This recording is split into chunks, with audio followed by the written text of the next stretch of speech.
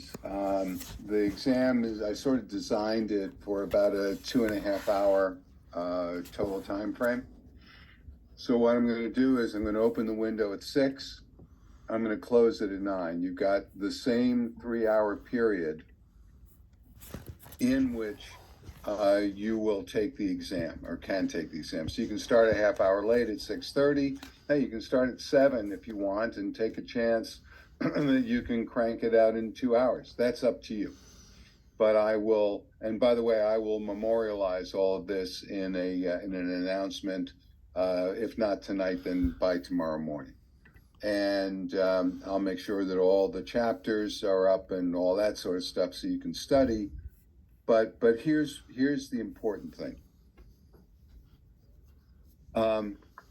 My goal in teaching this course is not to have you memorize the book and essentially throw it back at me, because I know you're all smart enough to do that. That's not the issue.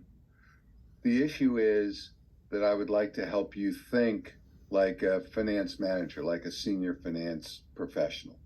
And that's how I've designed the course. What that means is that, and I'll tell you how the exam's constructed so you'll see that it sort of fits into what I'm saying. What that means is that there'll be definitely questions in the exam that you'll have to think your way through, that you won't just be able to pull some information out of your memory, out of the textbook, out of the slides, and answer the question. A lot of them you will. And let me tell you that from what I've seen in past history, not on this exam because it's new, but in in past years, that you can get a B on the midterm with a modest amount of studying. And I'm not trying to convince anyone not to study. That's not what this is about. But I am trying to be respectful of the fact that you folks are in general balancing family, work, and whatever personal stuff you've got as well. So if as long as you paid attention and as long as you at least refresh your memory by going through the slides, I'm pretty sure you can get a B. If you want more than a B, then you're going to have to bear down a little hard and just know the material a little better. Now, the exam, this semester's assignments are 10 chapters. And I put it in the announcement, but I will put it in another announcement in case, just to make sure everyone understands.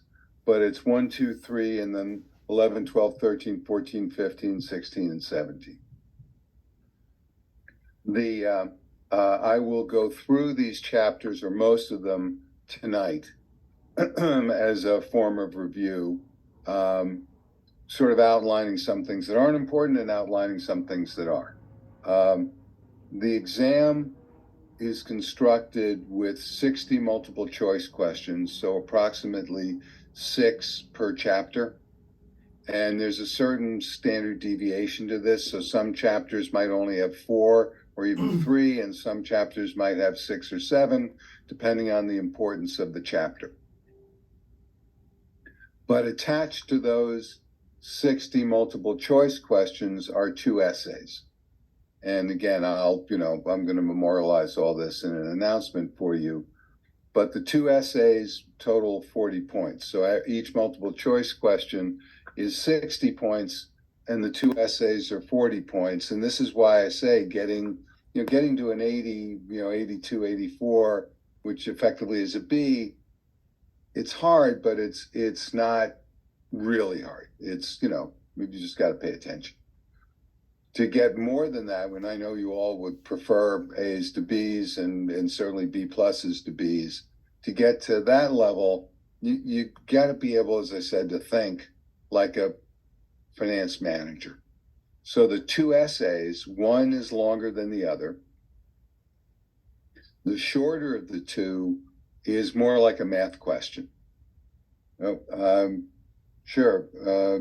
If you got a question, you don't have to raise your hand. Just go ahead and ask. Hi, Professor. The link you sent out, it didn't work. So I came into class with last week's link, and someone else texted me. So I'm not sure if anyone else had that issue. Oh, everyone, I messed up. You should have, Okay. I'm somewhere on in your email file, you'll see my latest announcement where somehow I didn't realize I did this. Obviously, I put the class before this one. I put their link into the announcement for this class. And so, luckily, you guys are a little sharper than I am right now. So someone told me, hey, you've sent the wrong link. So I sent the right link in an announcement. And you can see it in your, as I said, in your email file. So I apologize to everybody. But hey, we're all here. So the two essays, one is worth 15 points and it's math oriented. So I said it's sort of like a math problem. You'll give them some facts, you'll have to calculate out some stuff, but it's not big math. I mean, I don't want anyone to panic that you have to go out and now, memorize every formula. The stuff's the question's pretty basic. And so you shouldn't have a lot of problem with trying to remember, oh, what's this formula? The big thing will be the conclusion, right? So step one is calculate out the math, and step two is what's your conclusion given what you've calculated, right? And again, this is, in my opinion, in keeping with my goal to see you folks think like finance managers versus just be good students and memorize something and throw it back on an exam. The longer essay, which is 25 points, has a whole bunch of facts. You'll have to analyze those facts, summarize them, and come to a conclusion. So that it will draw on a lot of different aspects of the course and will be based on your ability to do analytical thinking. You'll answer both essays on everything will be on Canvas. So you'll authenticate to Canvas, you'll go to quizzes, you'll see the exam, you'll go into the exam. As I said, you've got 60 multiple choice questions. You'll answer those, and then you've got the two essays, you'll answer those. And then what happens, just so you know, is that you'll see your essay score. Hang on one sec. Well, you got a question, Becker? Yes, Professor, just want to make sure, is the exam online or in person? Oh, I'm sorry, that's right. A lot of you missed what I said. I apologize. People are still arriving. The exam's going to be online, right? You're going to take it through Canvas. It will be approximately, you'll be allotted 2.5 hours, but you'll have a 3-hour window. So you can sign into the exam as early as 6, and at 9 o'clock, effectively, you have to stop taking the exam. If you get messed up and something happens and you can't start the exam till 7, just contact me. I can always give you an extra half hour. But in general, the way it's set up is that the window opens at 6 and it closes at 9. Okay. Right? And go ahead. Do we have access to like a formula sheet or notes, No. or is there a lock? Okay. No. Honestly, you won't need a formula sheet. It said 60 multiple choice questions. It should be, that part's, I won't say easy, but it will be somewhat challenging, but not hard, guaranteed. The two essays that are attached to the 60 multiple choice questions, one is math, and here again, if there's a critical formula, you'll be provided with it in the problem. But the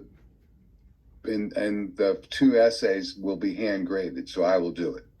So the way you get full points on the math essay, the math problem, is it has to do with your conclusion. So I'm pretty sure everyone can do the math part. It's the conclusion from the math part, your ability to think analytically again, that will be important. And then the second essay, which is 25 points, will be totally based on analytical thinking.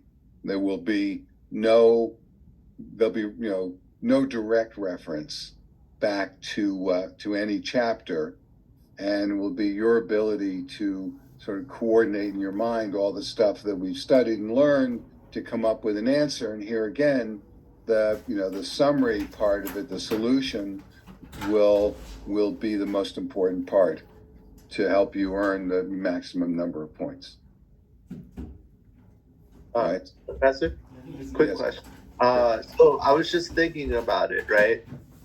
When you say, think like a finance manager, right? Could you provide some clarity or explanation as to like, how we can orient our thinking towards that? Well, what I'm trying to do is to sort of break the tie that everyone seems to have, and I understand this when you're a student, in sort of memorizing all Right. the information in the chapter and then throwing that memory at the answers. And that obviously will work for a good portion, most of the multiple choice questions. All right. And I'm going to go through a whole, sort of a study guide as soon as I'm through this, discussing the exam.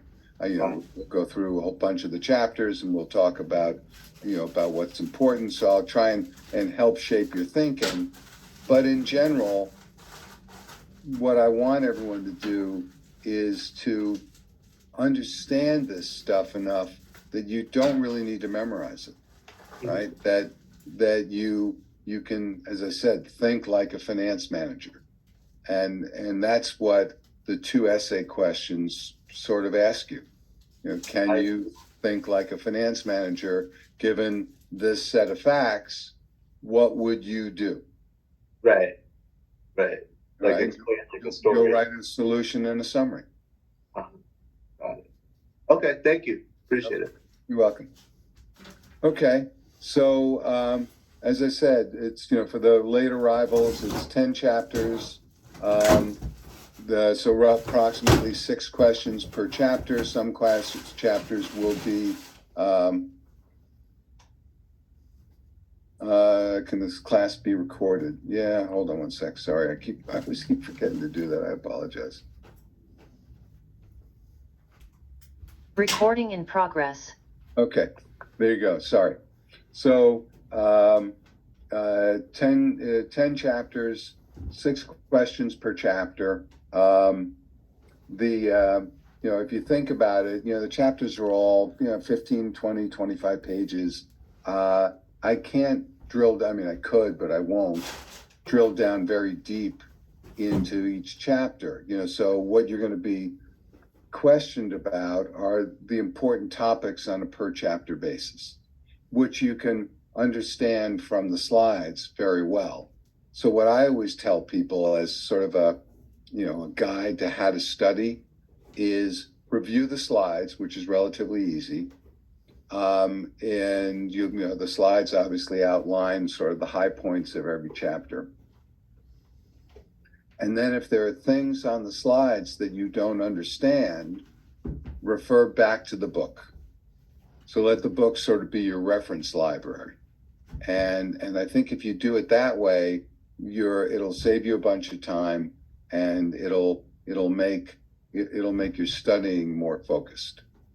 Right. And as I said, by the time you get to the exam, by the time you get to the essays, hopefully, your brain will be rocking, and you'll be able to think through these 2 essay questions. The math part, as I said, is modestly challenging, and the longer essay, which carries more points, 25 versus 15, is somewhat challenging. It's going to make you think, and the only way to really sort of answer that essay and do the right job there is to integrate your thinking, to draw upon a lot of the stuff you've learned, not just one part of what you've learned, right? So I think, as I said, I think if you, and this is what I've suggested to my classes for years, and it always seems to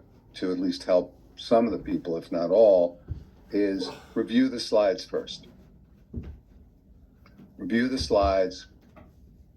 Then where you're unclear about certain topics, or if you would like more context to some of the slides, then pop open the textbook and go back to those specific chapters and review the chapters. Right, and again, for those of you who are late because I messed up, yes, the exam's going to be online.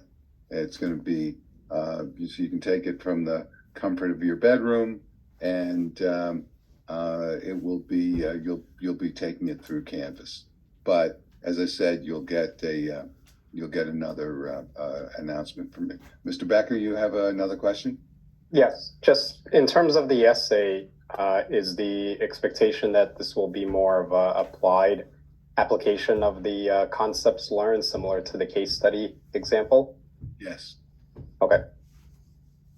That's really the whole point of the essays. Okay. Any other questions before I dive into the chapters?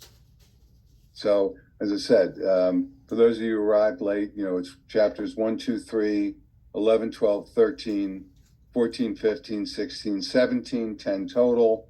And again, approximately 6 questions per chapter, but there's certain chapters that just aren't as important as others. So there may be 6, 7, or 8 questions out of that chapter versus another chapter that isn't that important. There might only be 3 or 4, but every chapter will contribute or has contributed questions to the exam. Does someone else have a question? Yeah, I just want to clarify. If you start at 6 o'clock, you have to hand in the exam by 8:30, or could you take till 9? But it's got to be handed in by 8:30. It has to be handed in by 8:30. All right, thank you. Okay, you're welcome. And by the way, if you have an accommodation letter, right, you get more time. Make sure we discuss this, because I can put you into a separate test takers group where you get the additional time that you're due because of your accommodation. All right, so let's make sure that happens for people who have an accommodation. All right, just contact me and we'll work it out. But in general, you've got 2.5 hours to take the exam, and I don't think anyone will be really rushed. Not to say that you'll have a lot of time, but from what I've seen in the past, generally more than half the class in the past has been able to crank the midterm out in a couple of hours. So you should have more than enough time. If it turns out I'm wrong, I'm more than willing to discuss it. And by the way, everyone should know that I am not against curving the results. All right. So effectively, what's going to happen is that you're going to get a point score, right? You're going to get somewhere between 0 and 60 on the multiple choice, and somewhere between 0 and 40 on the essays, and you'll see all that within a few days, right? Because I'll grade the essays fairly quickly, and then the question becomes, how do the points translate into a letter grade? And obviously, I'm going to set up a grade metric, a letter grade metric for the exams, so that the system will automatically populate a letter grade for you. However, if it turns out I'm wrong and the exam, a lot of people just didn't do that well on the exam, or it turns out that you needed more time than I gave you, and that affected many people's performance, I have no problem in curving the exam, none whatsoever, and I will do so. And we can and I have, by the way, I have no problem resetting the curve, especially on the midterm. So if I curve the exam and you folks want to talk about it when we come back after the exam's fully graded, and we go over the exam a little bit, and you folks want to engage in conversation about the curve, I am more than happy to do that. All right. So my goal here is to be fair and supportive and not be punitive. I'm not trying to beat you into knowledge. I'm trying to help you with knowledge that I believe will help your career. All right. So as I said, let's take step one, take the exam. Let's take step two. I'll translate your numerical grade into a letter grade, and obviously, if the numerical grades are not very good, I'll see it. And so then I'll have no problem adjusting the grading scale so to sort of curve out the points into letter grade. And then if it turns out that you've got a specific issue, I'm always available to talk about it. And as a class, if you have an issue, we can talk about it when we come back from break. Okay? So having said all that, let's take a look at the chapters.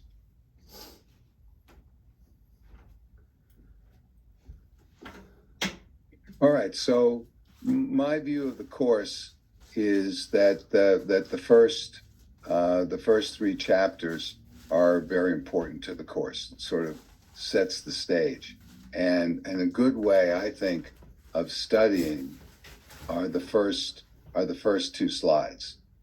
Right, the first two slides sort of tell us what the course is about, right? And remember, it goes into things like business organization, which we spent some time on. And then the next part that I think can help you study is the chapter outline.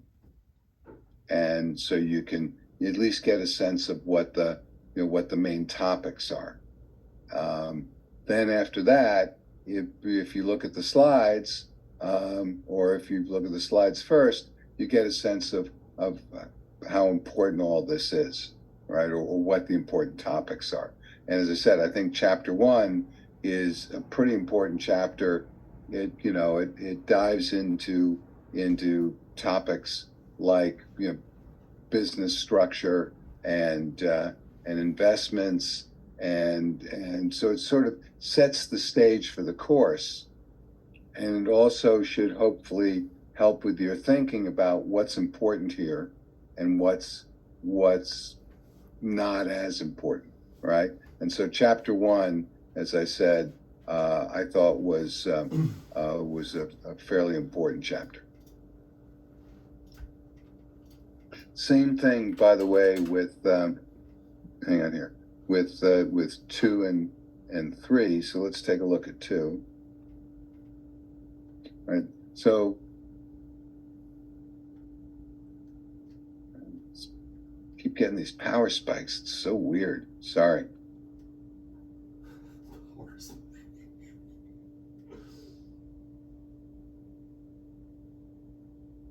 There we go.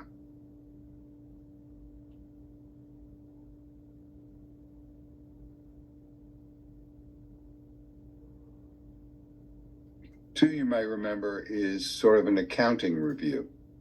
And here again, if we look at the key concepts and skills, essentially what it says is, do you know accounting, right? Can you figure out certain elements of basic accounting, like cash flow, profit and loss, book value versus market value, and obviously cash flow.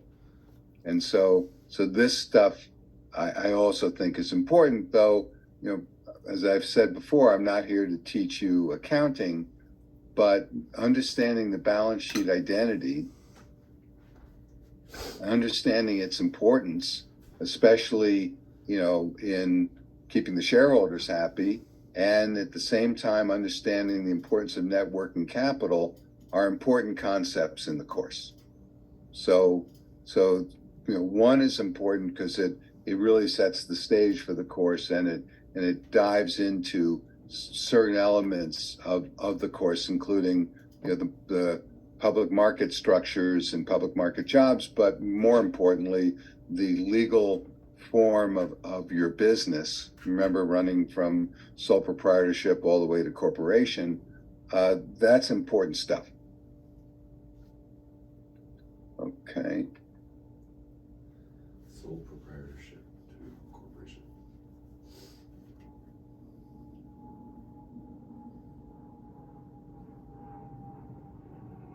Let's take a look at 3.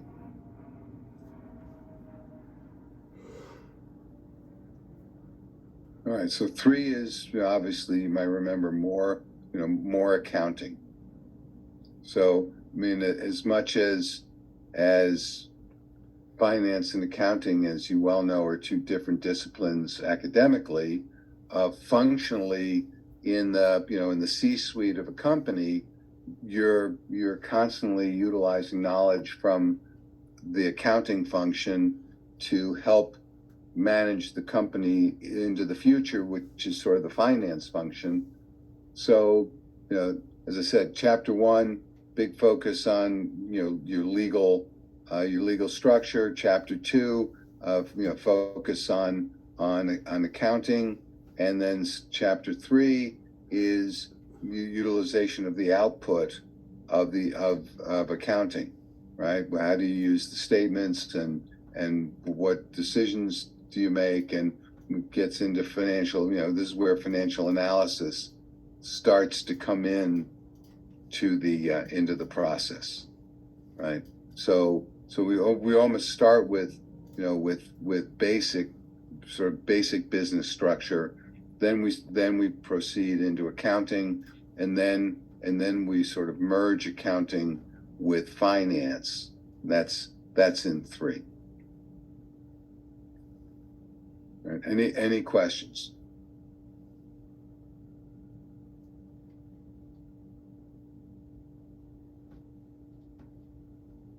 All right, so then we took a jump over. There's a Chapter 11. couple of chapters. I didn't put them up, but obviously the 11, 12. Let's see here, 11, 12, 13. Yeah, I didn't put 11 and 13 up, but I did put 12 up because 12 is important. I mean, not to say that 11 and 13 aren't important. I don't want to minimize their importance, but the cost of capital is a very important concept in finance. Okay. And it is, as I'm sure you folks know. So do I have some more questions? Hang on one second. Okay. Thank you, Mr. Thomas, for helping me. I appreciate it. The cost of capital is a big driver for a lot of decisions in finance. Are you going to borrow? For how long? How much? Are you going to create this? Invest in this project? You're going to do it now. You're going to do it later. Where are you going to allocate the assets of the company? Are we going to buy more inventory? Are we going to buy less inventory? I mean, all these decisions involve in some way the cost of capital. So, first step is you got to figure out how you calculate the cost of capital. Where do you find your cost of equity capital, your cost of debt capital, and effectively, how do you manage your cost of capital, right? So the only thing I've said before, and I say again, is that preferred stock, it's good that it's there. I mean, it's essential that it's there. It's part of the capital stack of a company, but it's not really a financing tool that's used very much anymore. Investors aren't as focused on preferred as they used to be. So it's not. There was a time when preferred was very popular amongst investors, especially big institutional investors, not so much anymore. There was a time when, because it was so popular, companies used it a lot because they could access capital by issuing preferred. That's not the case anymore. So effectively, preferred's sort of outdated. And I mention it because I do want you to understand how preferred's constructed and where it sits on the capital on the capital side of the balance sheet, but it's not, you don't have to be an expert by any means. I mean, debt and equity are essentially the way that a company finances itself, and of course retained earnings. And so the next step is that you got to be able to calculate out the WACC, right? So WACC, weighted average cost of capital, is a key part of finance. I presume you guys know it virtually cold by now, but if you don't, it'd be really good for you to understand that. I think it's critical, especially when if you get into a professional finance environment, that you understand weighted average cost of capital and you understand how to tax adjust the weighted average cost of capital, right? So that's a core part of this chapter, and it's a core part of the course, all right? And then that leads into what I call investment decisions on the part of corporations, not so much buying other tradable securities, but in making decisions regarding expansion, regarding the spending of corporate liquidity, right? All those are essentially investments. Whether we hire more people or not, we build a plant or not, whether we buy more inventory or not, that's all comes down to the cost of capital. So that's, step one is to understand the cost of capital as a concept, and step two is to understand how the cost of capital is applied. So, 1, 2, and 3 are relatively important chapters. 12 is an important chapter. Right, and of course, to understand how does government monetary and fiscal policy impact the cost of capital, meaning how does it impact the economy, which impacts the cost of capital, right? That how does the process work? So this is, as I said, this is a very key chapter in the process of understanding finance. All right, let's see here. Do I have 13?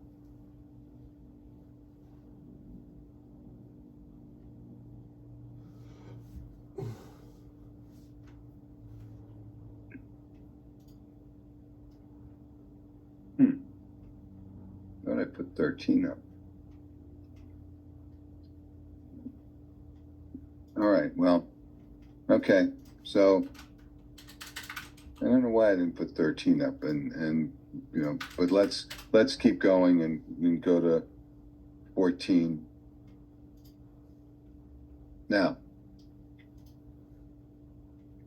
I want to save you folks some time. Sorry, let me go back to 14 here.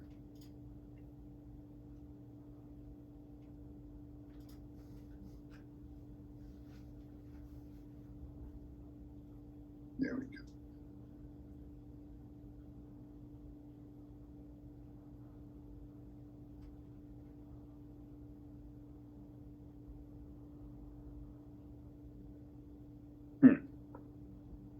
Sorry, hang on one second.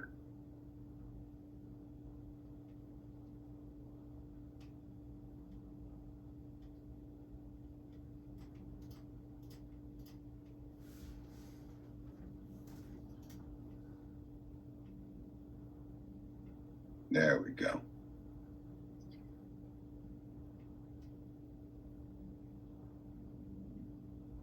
Okay, so 14's about dividends. I've said many times that dividends are essentially outmoded. There are still plenty of companies paying dividends, but they're not as popular as they once were. general corporate finance environment has defaulted back to stock buybacks. So in effect, stock buybacks have replaced dividend policy.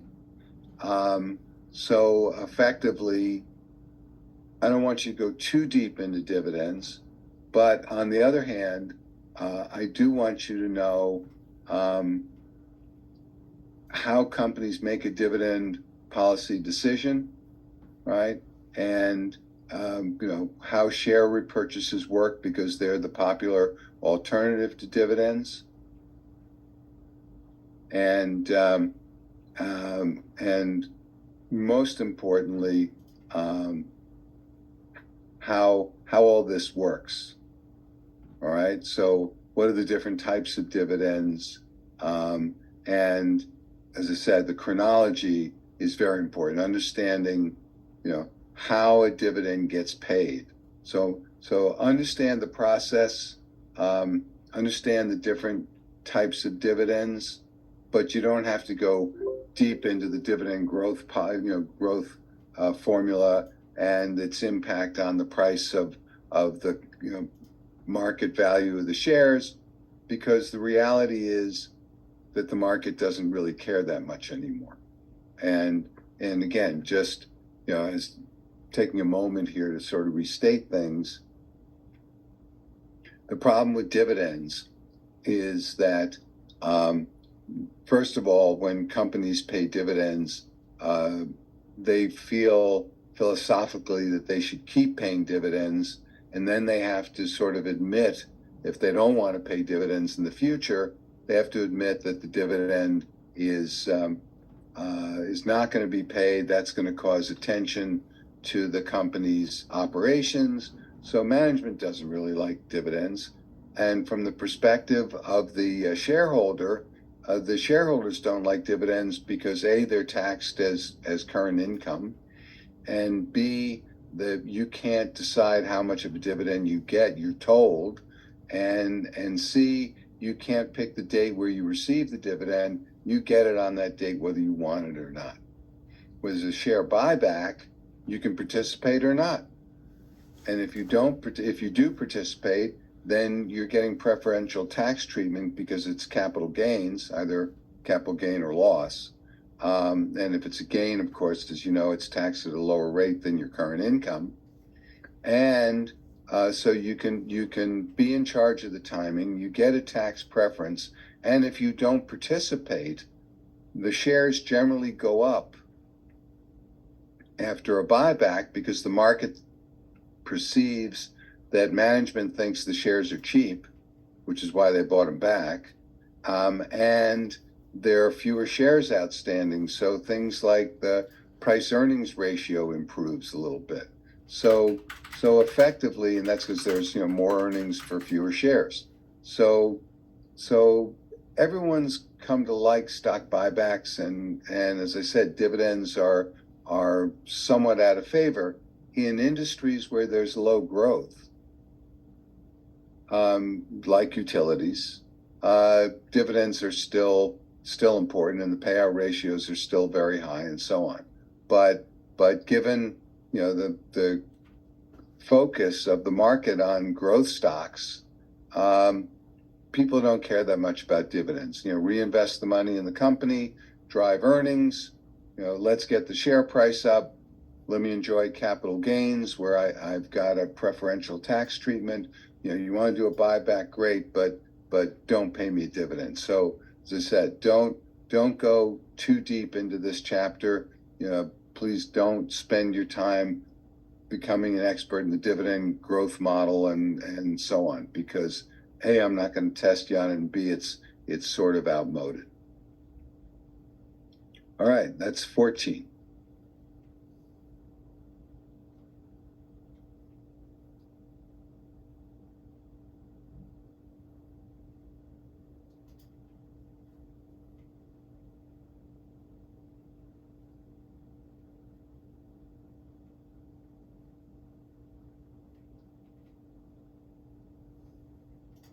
All right, so 15, I've always felt is an important chapter, but some of that's some of that's personal preference because I spent so much of my career raising capital for companies. But no corporation, no matter how successful today, no corporation starts without raising capital. And you can go back from all sorts of brand name companies today, IBM, GE, and of course the stories of Google, now Alphabet, and Facebook, now Meta. I mean, they all raised money. Microsoft raised money and almost failed 3 times. So raising capital is a big deal. And as if this were not advanced financial management, but if it was finance, certainly it's a topic of interest because a lot of people work in this industry. But then you could point to this and say it belongs in an M&A course, mergers and acquisitions, or in some sort of market procedures course. But in reality, raising capital and knowing about raising capital and how the markets work is becoming more and more important. And every year we get to a greater level of importance of this topic. So this will also be an important chapter in the or important additional an important source of questions for the exam, right?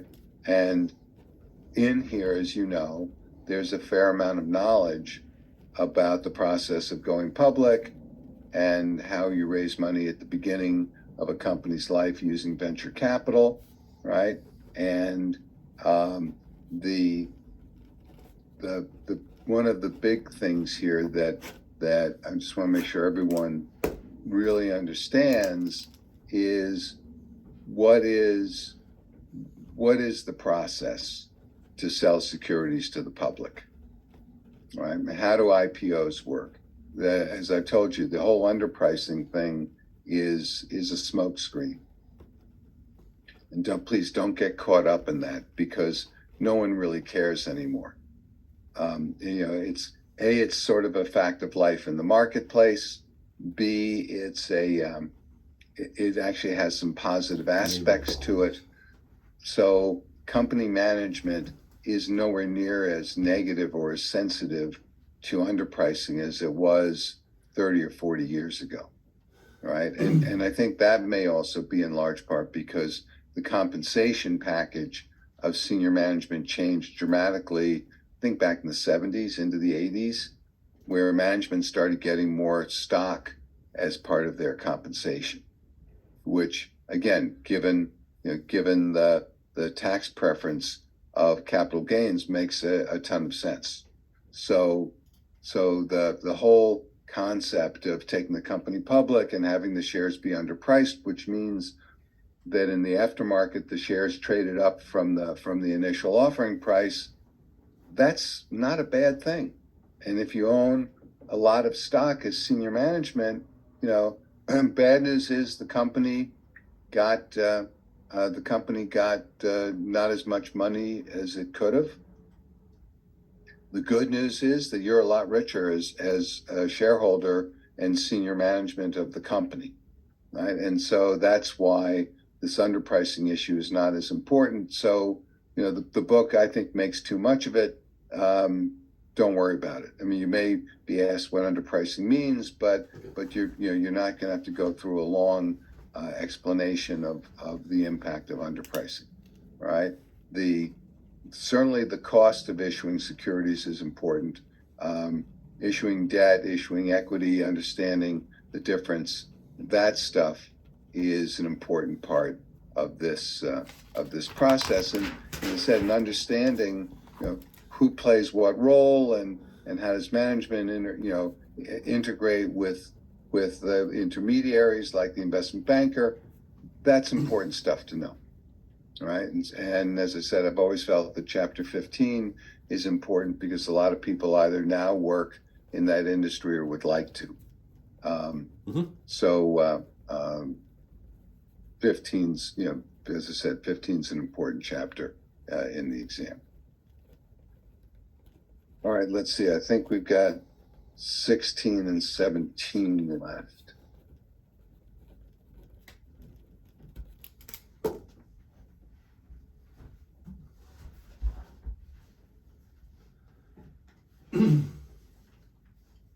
All right, so 16 is, and I believe 17 is sort of its partner.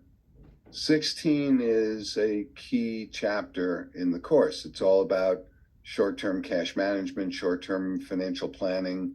I think 17's management and 16's planning. But it's, it focuses on the same topic, which is, what do you do with the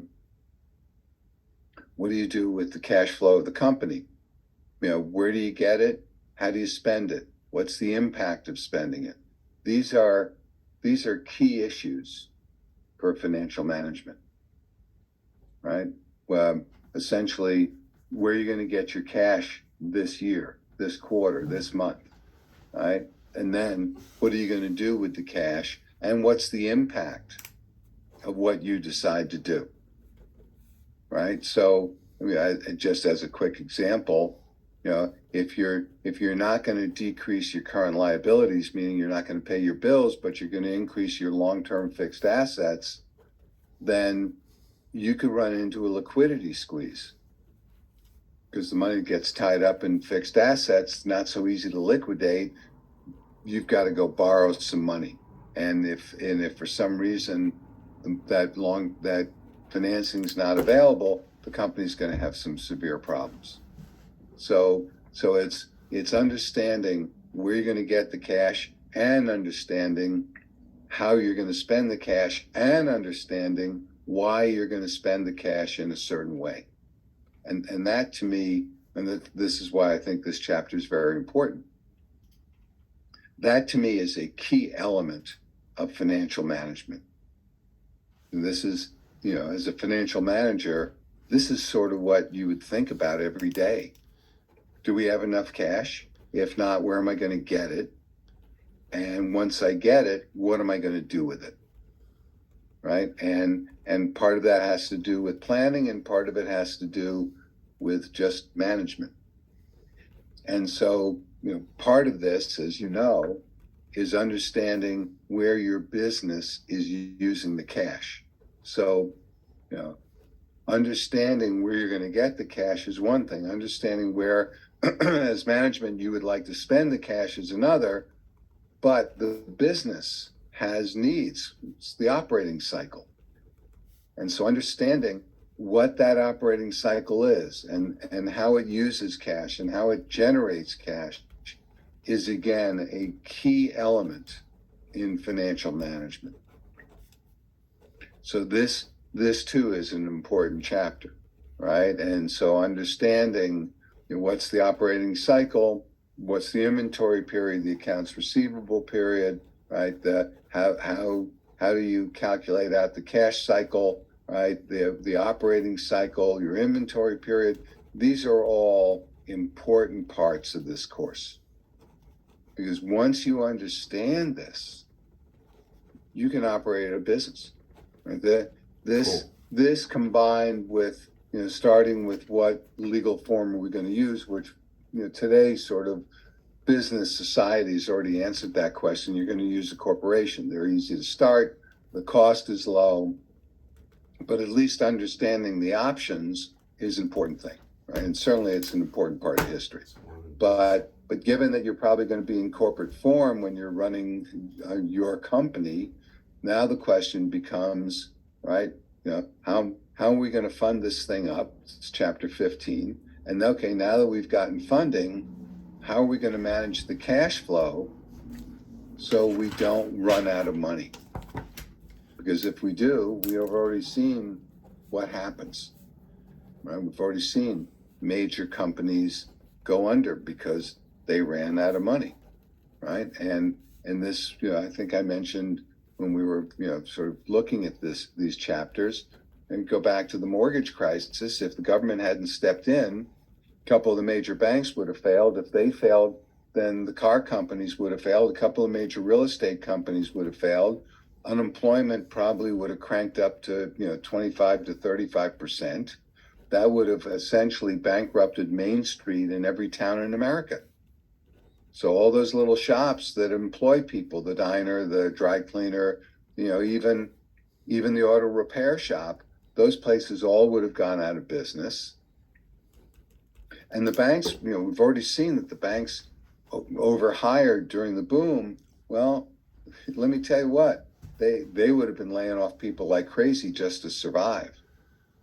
And a lot of the major banks would have had to have essentially shrunk themselves, closed up branches, fired people, right? It would have been a disaster if the government hadn't stepped in. And this all has to do with all these issues about, in a sense, corporate cash management. That's really what this chapter's about. All right, let's look at 17.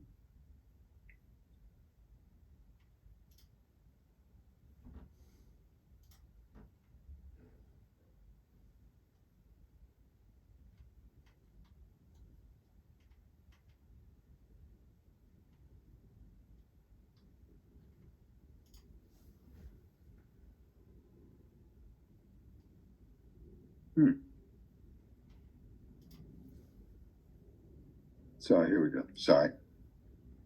Too many boxes open. All right. So, 16, as I said, is sort of the front end of short-term cash management or really broadly corporate cash management. And chapter 17 is short-term cash management, right? Now, here again, very important topic, float's gone. And float's never coming back, right? So the whole concept of float, float sort of still exists. There is some payments by check, but I assume you folks know this, that if you write a check and you send it to Public Service Electric and Gas, what they're going to do is they're going to convert it to an electronic payment and extract the money right out of your account as if you had sent them the money by Zelle or Venmo. So the float is the time between the time you write the check, stick it in the envelope, and mail it to their lockbox. But once it gets the lockbox, almost right away it becomes cash. As I said, back in the dark ages, the checks had to be flown all over the place and gone from, your Public Service Electric and Gas's bank's clearing operation to your bank's clearing operation, and there was a lot of paper floating around which no one liked. And effectively September 11th, when the towers came down, they grounded the airplanes, and you couldn't travel to a lot of places. That essentially killed the whole concept of float. It went on for a little while after that, but as you well know, the last sort of what I consider to be the last nail in the coffin of float occurred during COVID. And that's because, we were edging up to where I think electronic payments were in the range of 60 to 65% before COVID. And once COVID hit, they went up to like 80 to 90%. And you might remember, I don't know if any of you ever walked into a local store during COVID. They were spraying, the stores where I live, they were actually spraying cash with disinfectant. So once you got there, it was a pretty strong signal that no one wanted cash anymore. So float's pretty much gone. Cash management's very important, right? Cash management is the heart of your business, right? Collecting on your accounts receivable, turning them into cash, paying for whatever it is that the company has bought, whether it's power or raw material for inventory, paying that stuff to keep your vendor relations good, and then if you're lucky, having money left over which you have to invest, right? and clearly, because we've studied the operating cycle, that cash is being used all through that cycle. And if you're profitable and if you're generating net positive working capital, then every operating cycle, however many you have a year, you're going to be spitting out more cash. And if you're not, obviously one of the tip-offs that your business has a problem is when you've got an operating cash problem, meaning you're not generating as much as you used to, you're not generating enough, you're borrowing more to just to pay your bills, and that sort of thing. And so at some point you have to reconstruct the business. And that's all that comes down to: inventory management, credit and receivables management, disbursement or payables management. All that has to do with cash management. So that's why I said 16 and 17 are important chapters. Now, there were two chapters that I thought were up here that somehow aren't up here, which is 10 and 11. What I thought I would do, if it's okay with everyone, let's take a 10-minute break to 7:15. I'll put 10 and 11 up. I'll go through them, and then I'm more than happy to cut it early for you folks tonight, and you have a little more personal time and a little more study time. And because I said in a week we've got the midterm, so let's take a 10-minute break. I'll come back, or a little less than 10. I'll come back at 7:15. I'll go through chapters 10 and 11, and then I'll give you a chance to ask some questions, and then we'll be done.